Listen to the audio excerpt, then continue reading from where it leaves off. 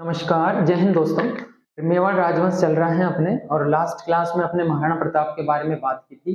हल्दीघाटी युद्ध के बारे में देखा था कि कैसे कैसे मान सिंह और महाराणा प्रताप के बीच में युद्ध होता है, और किस वजह से किस तरह से महाराणा प्रताप उस युद्ध में विजयी होते हैं, और गोपीनाथ शर्मा इस युद्ध को अनिर्णित बताते हैं, जबकि नवीन शोध एनसीईआरटी उसे विजयी बताती है। और अपने कुशल नेतृत्व का भी परिचय देते हैं वहां महाराणा प्रताप। लेकिन अपनी ये सोच गलत होती है कि हल्दी घाटी के युद्ध के कारण महाराणा प्रताप प्रसिद्ध है। महाराणा प्रताप हल्दी घाटी युद्ध के बाद जो उसने जीवन में संघर्ष किया था उसके लिए चर्चा में है, और उसी के लिए जाने जाते हैं महाराणा प्रताप, कि किस तरह से महलों का राजपाट ऐशो आराम छोड़ के और पहाड़ों में अपनी जिंदगी गुजारी थी। और द्वेर के युद्ध के बाद में, द्वेर 1582 के बाद में महाराणा प्रताप की विजयों की दोबारा से शुरुआत होती है, और द्वेर में अपना कौशल दिखाते हैं कौन? अमर सिंह। तो महाराणा प्रताप के बारे में कई कवि अपनी कविताएं लिखते हैं, जिनमें एक है कन्हैयालाल सेठिया। कन्हैयालाल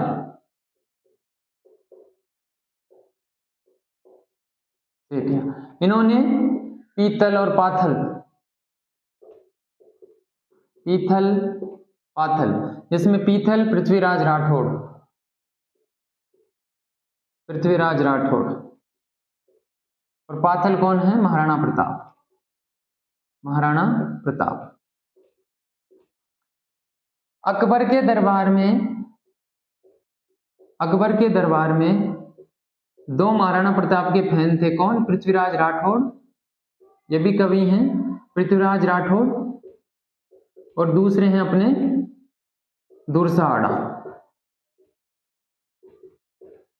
जब एक बार चर्चा एक दंत कथा इस तरह से कुछ प्रचलित है कि महाराणा प्रताप के द्वारा एक अधीनता का पत्र किसे? अकबर को भेजा जाता है कि मैं तेरी अधीनता स्वीकार करता हूं। तो ये चीज जब अकबर को पता चलती है कि अधीनता का पत्र आया महाराणा प्रताप का, जो कि आज तक उसके सामने झुकने को तैयार नहीं था, आज वो झुकने के लिए तैयार है।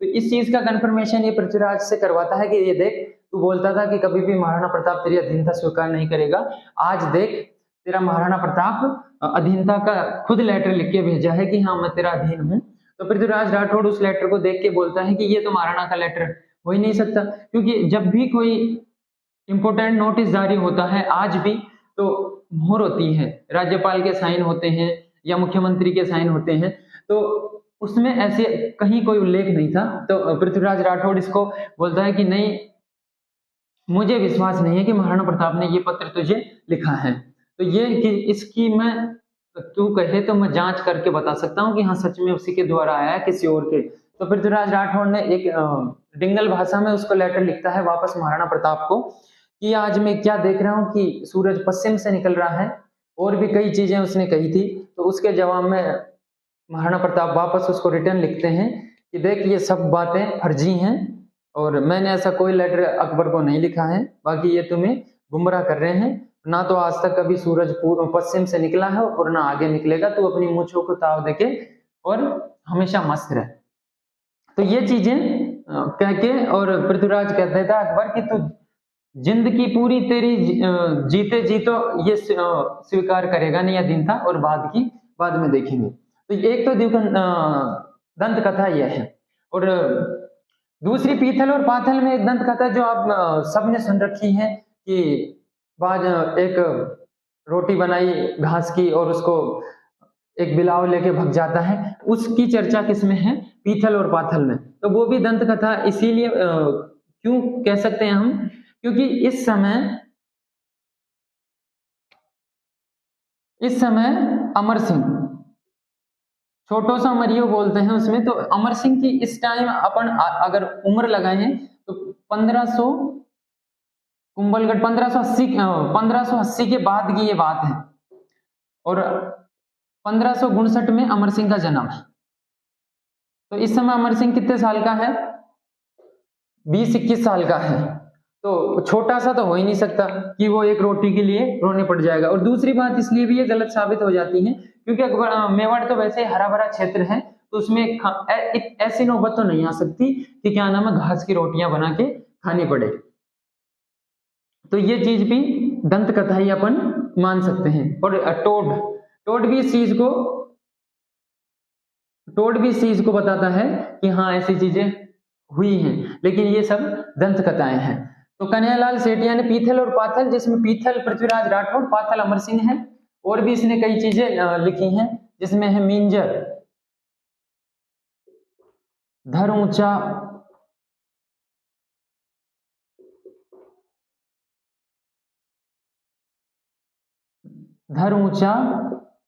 धर मंजिला, कुकू,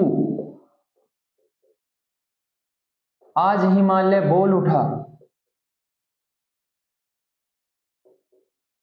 आज हिमालय बोल उठा, और भी कई कथाएं, और भी कई चीजें कन्हैयालाल सेठिया ने लिखी हैं इनके बारे में। ठीक है, तो ये चीजें थी महाराणा प्रताप के बारे में। और भी कई कवियों ने इनके बारे में बहुत कुछ लिखा है।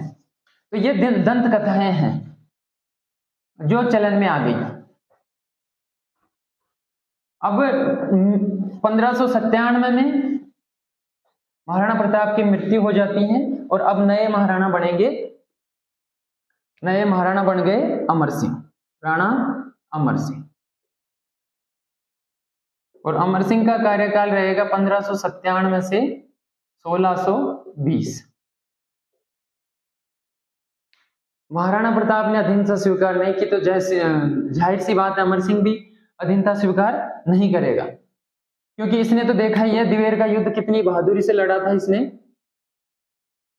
दिवेर के युद्ध में भाले से वार किया था जो शरीर के आर पार हो जाता है।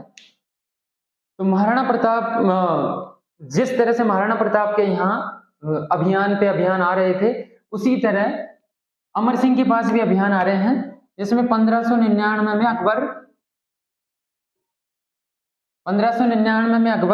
सलीम को भेजता है।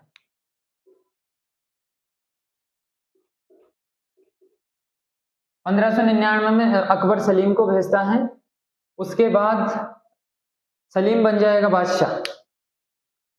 1605 में अकबर की मृत्यु हो जाती है, और नया बादशाह कौन बनेगा? सलीम बादशाह बन जाएगा। अब काम वही एज इट इज जारी रहेंगे। अकबर जैसे अभियान भेजता था, उसी तरह सलीम भी सलीम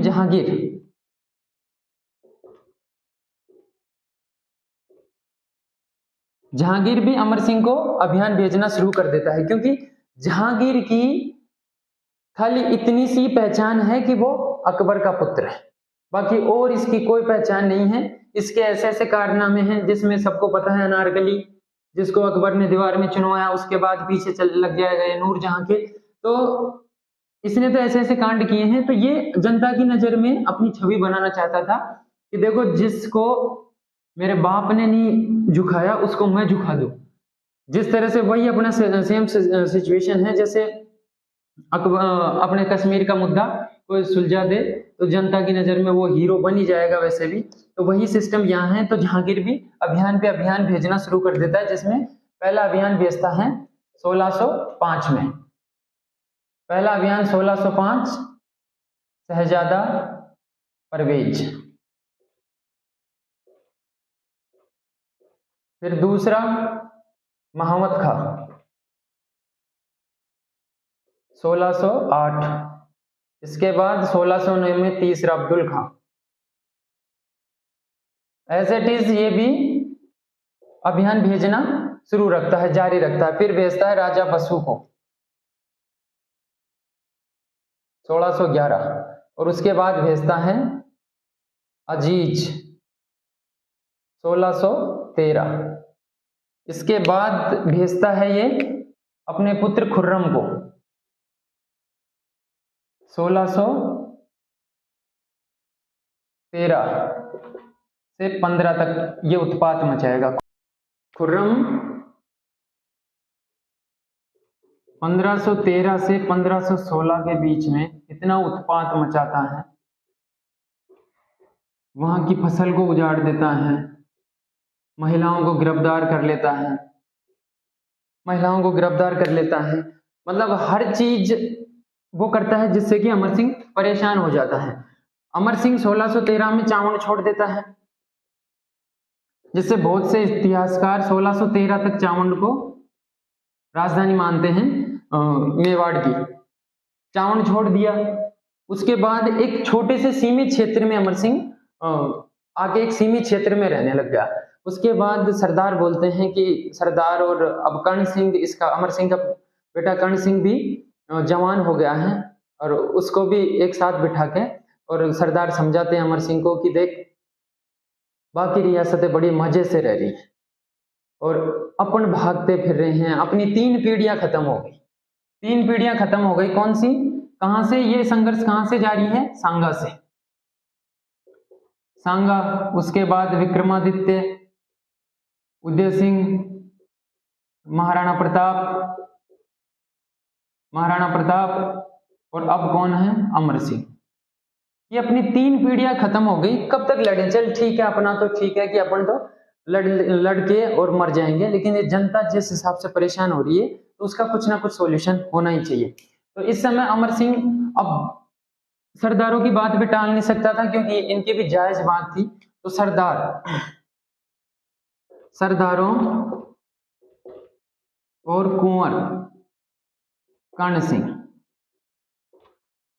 सिंह की सलाह पर अमर सिंह तैयार हो जाता है। तो अमर सिंह तैयार हो जाता है अधीनता स्वीकार करने के लिए। तो अपनी शर्तें लिख के और ये खुर्रम को भेजते हैं। अमर सिंह अपनी शर्तें लिख के खुर्रम को भेजता है कि ठीक है, मैं अधीनता स्वीकार कर लूंगा, लेकिन हमारी ये शर्तें हैं। तो संधि में शर्तें थी, ये समाचार पहुंच जाता है ये समाचार खुर्रम पहुंचा देता है किसके पास, जहांगीर के पास। जहांगीर बैठा है, जहांगीर अपनी खुद की पुस्तक में लिखता है कि देखो, मेवाड़ अधीनता स्वीकार कर नहीं रहा है, इसलिए मैं खुद जा रहा हूं मेवाड़ पर आक्रमण करने के लिए। और ये यहां से चल के और अजमेर में बैठा रहता है। कौन, अजमेर में कौन है, जहांगीर। तो यहां खुर्रम आता है इसके पास कि पिताश्री, अब्बा, बापू अधीनता तो स्वीकार कर लेगा, लेकिन उसकी कुछ शर्तें हैं। अब जहांगीर को क्या चाहिए था कि बस एक बार खाली इतना सा कहलवा दे, हाँ, कि मैं तेरे अधीन हो गया हूं, बाकी और मुझे कुछ नहीं चाहिए। उसकी जो भी शर्तें हैं वो सारी शर्तें मान लो। तो अमर सिंह की शर्तें थी, पहला कि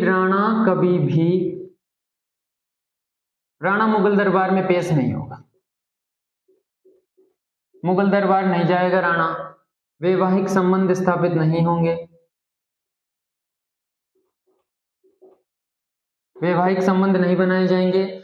और हाँ, कुंवर जा सकता है,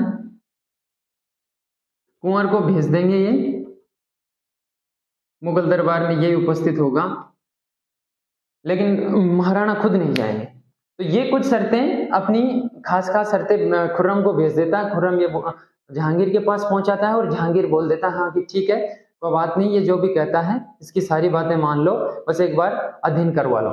अब अमर सिंह, इधर से अमर सिंह और इधर से खुर्रम संधि पे साइन करते हैं। और ये तारीख याद रखना, 5 फरवरी 1615।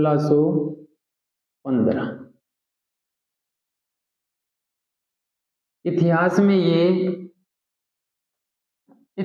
के अंदर ये तिथि ऐसे के ऐसे अमर हो रखी है अमर सिंह के कारण। वो किस लिए, क्योंकि जो संघर्ष सांगा से चलता आ रहा था वो आ जाके खत्म हो गया। अमर सिंह को मुगलों ने उदयपुर, चित्तौड़गढ़ सारी चीजें वापस लौटा दी, और इन्होंने भी एक शर्त रखी कि तुम कभी भी चित्तौड़गढ़ दुर्ग की मरम्मत नहीं करवाओगे, चित्तौड़गढ़ दुर्ग की मरम्मत नहीं करवाओगे, क्योंकि तुम अगर चित्तौड़गढ़ दुर्ग की मरम्मत करवाओगे तो तुम कभी भी हमारे खिलाफ विद्रोह कर सकते हो। तो इनकी सारी बातें मान ली।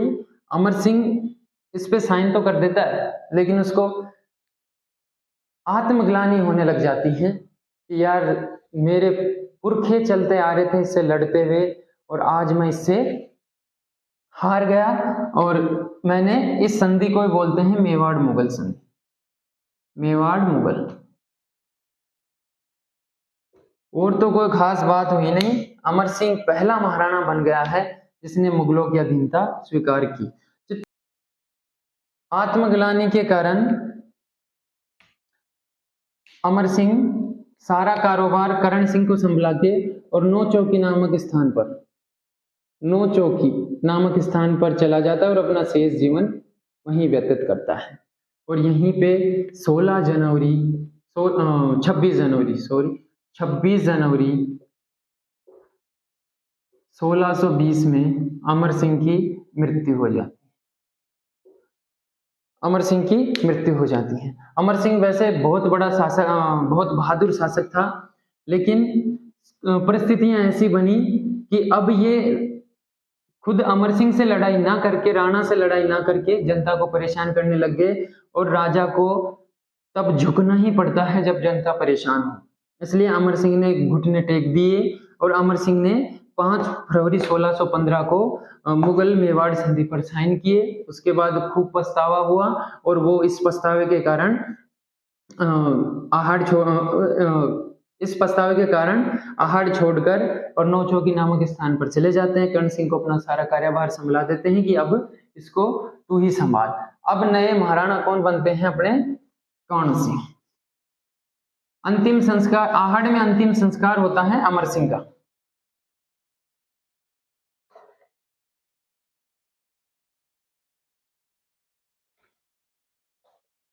सांगा से चली आ रही लड़ाई पे विराम लग जाता है अमर सिंह के सामने, और जो नहीं होना था वो हो जाता है। 5 फरवरी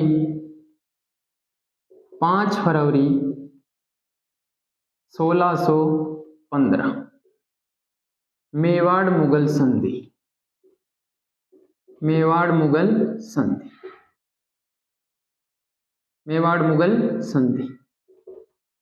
अमर सिंह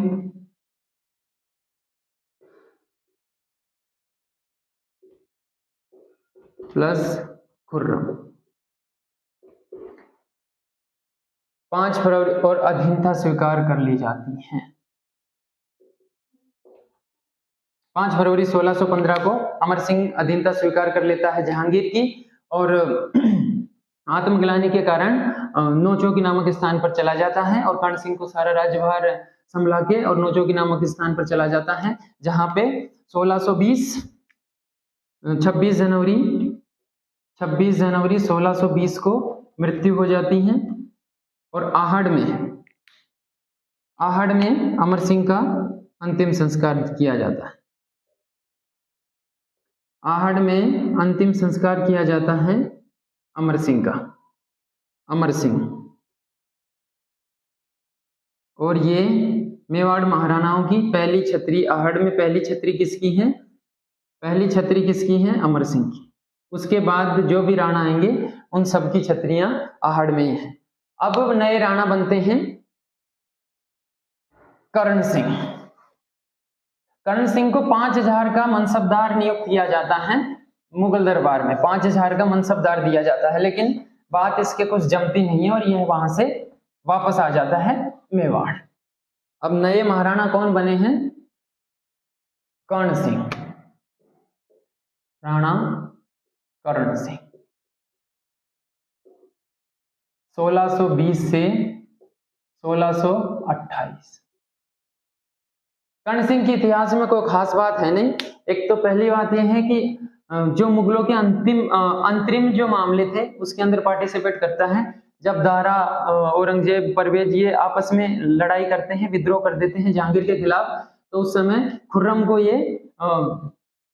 खुर्रम को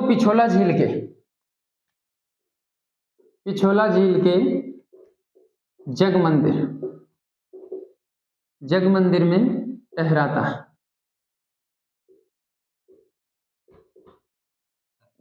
और जब अंग्रेज आएंगे तो अंग्रेजों को की भी पिछोला झील के जग मंदिर में ही ठहराया जाता है। कर्ण सिंह ने जग मंदिर का निर्माण शुरू किया था, लेकिन कंप्लीट कौन करेगा इसे?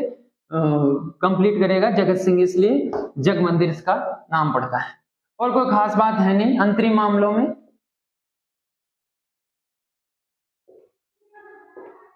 मुगलों के अंतरिम मामलों में